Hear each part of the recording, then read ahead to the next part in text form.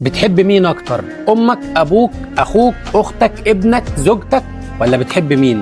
بصراحة وبدون اي مجاملات ولا زواقة، انا ابن العالم. انا ابن الدنيا وسعادتها وفرحي وسلامي. انا ابن النور اللي منور قلبي وايامي، وعقل انتاه فتايه فيه، ولو كان ليا عمر معاه هعيش لاجله ولاجل راضي. السؤال ده امبارح اتعرض في قعده انا كنت قاعد فيها، فبصراحه انا جيت احسبها كده لقيت لا، انا اصلا بحب ابني اكتر من نفسي.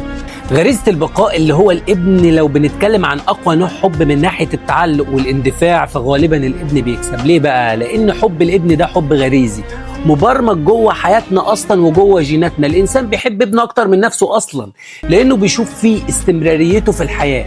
ده الحب الوحيد اللي ما فيهوش شروط، وممكن تضحي بحياتك عشانه من غير ما تفكر حتى ثانيه واحده. الاصل والجذور الام والاب طبعا. الام والاب هم الامان المطلق، حبهم بيبقى في حته تانيه طبعا، وتقديرهم وامتنان ليهم علشان خاطر هم اللي ربونا وهم اللي عملوا فينا وهم اللي خلونا نوصل لاحسن حاجه في حياتنا. فدي امتنان وعشره سنين طويله.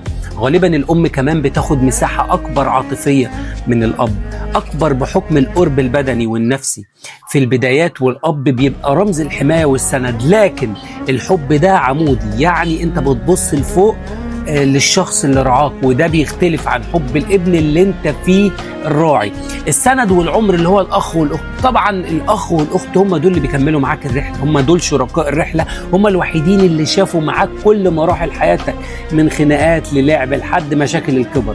الحب ده ميزته ان هو افقي، يعني ماشي في مستواك، بيفهمك من غير ما تشرح.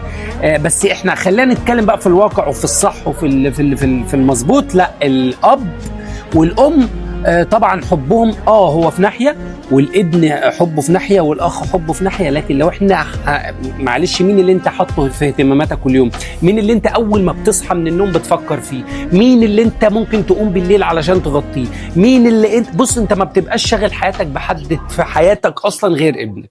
فبصراحه انا عارف ان الاجابه دي ممكن تزعل بعض الناس مني، يقول لك ازاي؟ لا طبعا، ده ابويا، ده اخويا، ده مش عارف ايه، ده اصل الاخ مش عارف ايه، ده الام، ده الاب. انت لو سالت مامتك نفسها، يعني قلت لها انت بتحبيني اكتر ولا بتحب امك، هتقول لك لا انا بحبك اكتر. طب لو سالت امها هي نفسها، هتقول لك لا انا بحب بنتي اللي هي امي. طب لو هي فهي الموضوع داير تمام. كل واحد بيحب ابنه اكتر من نفسه. فاللي هيقول لك غير كده هيبقى ده بيكذب، الا اذا حد بقى هو مختل عقليا بصراحه.